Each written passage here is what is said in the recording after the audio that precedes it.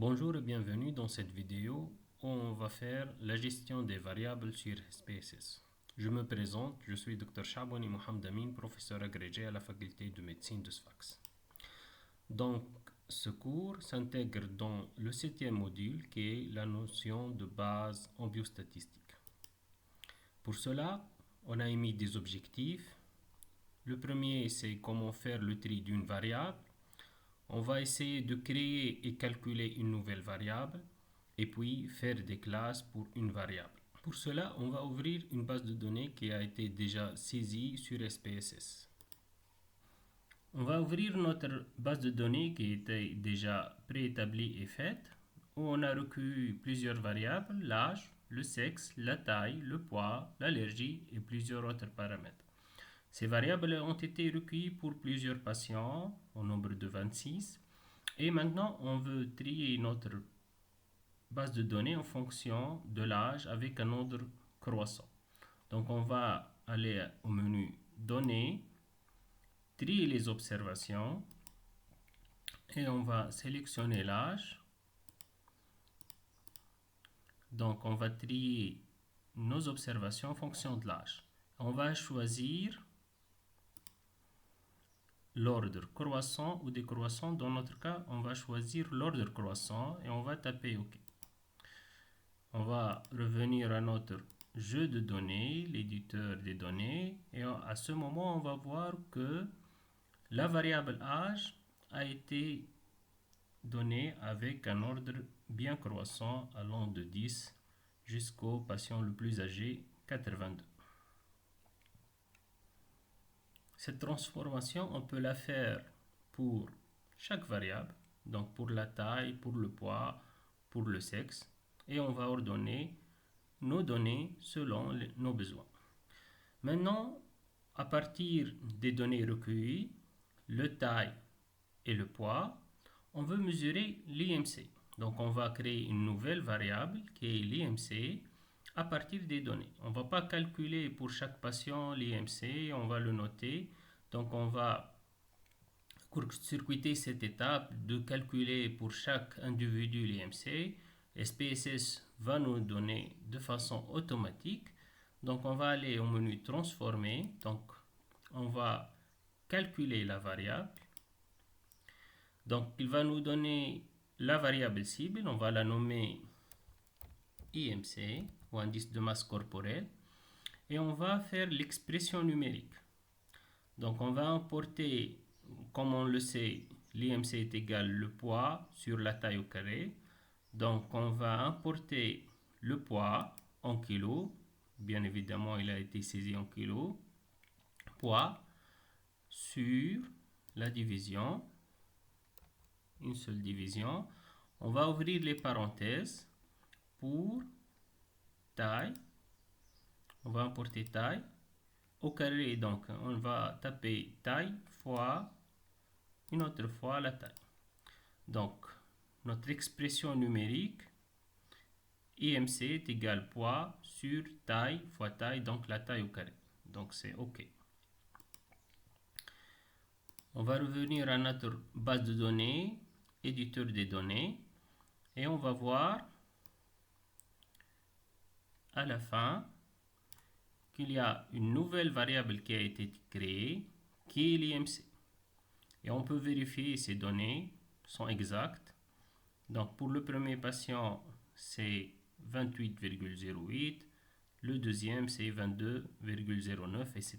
Il faut pas oublier de vérifier les caractéristiques par défaut qui ont été définies par SPSS. Pour cela, on va aller vue des variables, voir sur SPSS attribuer les caractéristiques attribuées à cette nouvelle variable. Donc numérique, c'est bon, avec 2 décimales. On va écrire le libellé, indice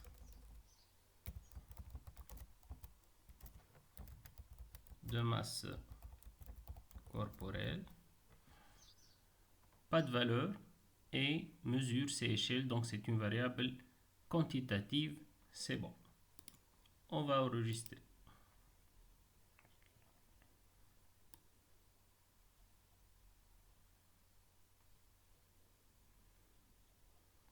On veut très bien que cette EMC, que cette variable soit proche du poids et de la taille. Donc on va couper, aller à gauche et on va coller notre variable. On va créer une nouvelle variable, insérer une variable et on va la coller. Donc vous voyez que l'IMC est maintenant devenu proche de la taille et du poids. Maintenant, on va essayer de classer l'IMC en fonction des classes. Inférieur à 18, c'est maigre. De 18 à 25, c'est normal. De 25 à 30, c'est en surpoids. Et supérieur à 30, c'est obèse. Donc, on va recoder cet IMC en fonction de catégorie, en fonction de classe. On va aller au menu Transformer et on va faire une création de variable qui est des classes d'IMC. Donc, IMC, l'SPSS, il va nous demander la variable d'entrée et la variable de destination. La variable d'entrée, c'est l'IMC, l'indice de masse corporelle. On va définir la variable de destination, le nom et le libellé. Donc, le nom, c'est classe. On ne va pas utiliser l'espace, classe IMC. Et le libellé, on va écrire de façon explicite une classe d'indice de masse corporelle. Donc on va changer et on va définir les nouvelles valeurs, anciennes et nouvelles valeurs. Donc on va taper sur ancienne et nouvelle valeur. Une boîte de dialogue va s'ouvrir. Donc on va définir la valeur d'entrée et la valeur de sortie. Donc on va utiliser plage pour dire intervalle du minimum à la valeur. Donc on va utiliser les valeurs inférieures à 18, du minimum de la valeur d'IMC à la valeur qu'on va définir, c'est 18. Pour chaque valeur, donc SPSS, il va aller pour l'IMC. Chaque valeur inférieure à 18, donc comprise entre l'intervalle 0 et 18, il va la taper comme 1 pour la classe d'IMC.